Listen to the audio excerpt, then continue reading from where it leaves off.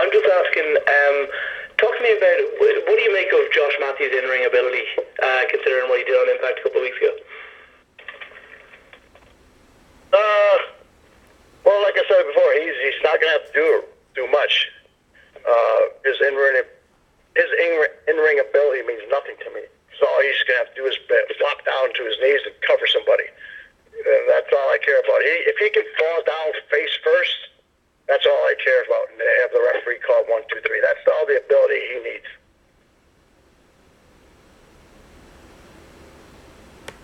Hi Scott, this is Philip Hamilton from Bang Media. Thanks for your time. You also were very vocal during this interview about lots of subjects, including Hulk Hogan. After what happened to him in the last couple of years, do you think there's any way back for him to redeem himself in the wrestling business?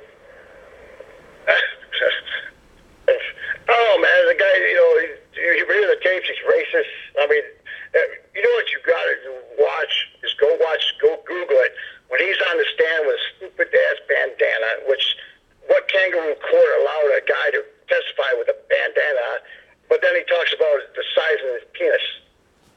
It's hilarious. I mean, I don't have to say it. He humiliated himself. So, I don't care anything about Hulk Hogan. He's a piece of garbage. Hello, Scott Steiner. This is Isaac from the Israeli wrestling community. I wanted to ask you a few questions. First of all, I know that you have been in Israel in the 90s. I wanted to ask, how was it for you? And the second question, what has brought you to go back to TNA? And what is the future holds for you in TNA? And the third question, if you were the president of the company, what's the first thing that you maybe have done in TNA? And thank you very much, and we are happy to have you here. Thank you. God bless. Sure. Well, my experience wrestling there, it was a lot different than I thought it was, because you hear about all the fighting. But I mean, we went to Hard Rock Cafe in Tel Aviv, and it was like going, downtown New York.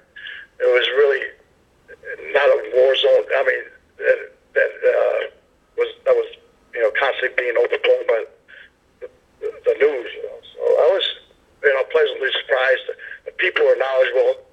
There was a lively crowd, so I had a great time. It's always great to see another part of the world, and it was a great experience. As far as what I'm doing after with TNA is, I already said somebody wants me to beat somebody up for him, I'll beat him up. But I haven't had any talks about anything beyond Slammiversary. And as far as being a president, Jeff don't need my help. He's doing all the right moves. So. Hey Scott, Jason from Icon versus Icon again. Obviously, we're living in very politically correct times these days, and you're known for being the exact opposite of that. Have, in recent years, you felt any pressure to kind of tone it down? Has anybody, really, put the screws to you? Well, that's the problem with society now. It's too politically correct. You can't speak your mind, freedom of speech. What's it all mean? No, nobody's told me to tone it down. I'm going to be me. I hope I don't change. If I do change, that's the day I'll die. It's like, why be politically correct? Why, if you're going to say something truth about in professional wrestling, you can't talk the truth. It takes, no. The answer is no. You may now ask your question. Yeah, hi Scott. Jim Barcelona, Miami Herald. Just wondering what you thought of MMA, and if that was as big as it is now back then, would that have been something you've gone into? I think MMA is great entertainment. It's a hard way to make a living, having live rounds going at you all the time. And you're right, it wasn't as big as it was when I was broke into wrestling, professional wrestling. But a lot of guys that I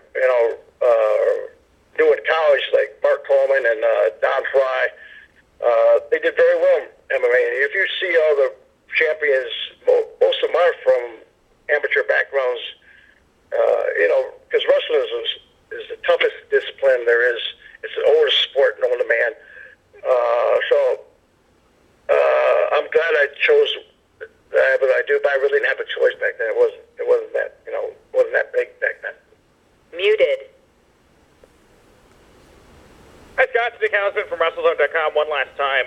I just wanted to ask, Jeff Jarrett had teased that there was going to be one of the most powerful residents in Orlando for the event. And, powerful Florida residents, some people thought, oh, wow, maybe, a red herring of Trump or something like that. Obviously, he's had his wrestling ties. I just wanted to get your take on the current If you'd like to ask a question, please press 1 to add yourself. Your request has been received.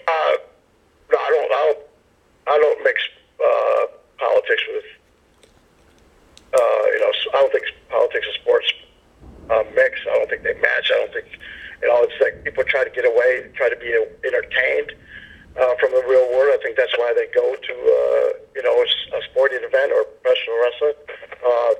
No, I don't feel the need to, mix the two. As far as my guess was, I thought Shaquille still lived in Orlando, so I thought it might have been him. But I have no indication of who that most powerful. The most powerful person in Orlando is going to be me when I get down there, but I'm not a resident, so I have no idea who it is. Of course, as everybody knows, July 5th, Impact Wrestling Day in Orlando. Orlando Mayor Buddy Dyer will be at the Impact Zone that night, so be sure to watch for that. We have a few more questions, Scott. We're very appreciative. You've gone 45 minutes for a scheduled 30-minute teleconference, so we'll kick through these last few questions real quickly, and I ask if you have not requested or if you have asked one question, if you would not come in for another one, and we'll get through everybody right now. You may now ask your question. A couple more. Yeah, hey, Scott, Jim Barcelone, Miami Herald. You mentioned Dick the Bruiser early on. Who were some of the wrestlers who did help you in your career getting started, and who do you give credit for some of your successes?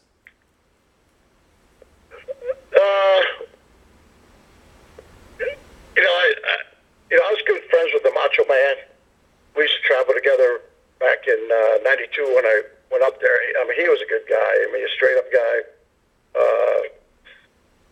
But you learn a lot from different people, and a lot of things you just learn by, wrestling somebody, like, over and a bunch of times. It's like, I wrestled Arn Anderson and Bobby Eaton a lot. You've got to learn from those guys. I mean, they were great. But, yeah, you learn everything. You can learn something new every day if you wrestle a lot of the guys. Muted. And then you got to pick and choose what you want to incorporate into your own, what you want to do. So, yeah, there's been a lot of influences in professional wrestling, and I try to incorporate different things. A lot of it's timing and everything else that you learn. That a lot of people like on camera is something they won't pick up. But you learn a lot from wrestling good guys. All right, Scott.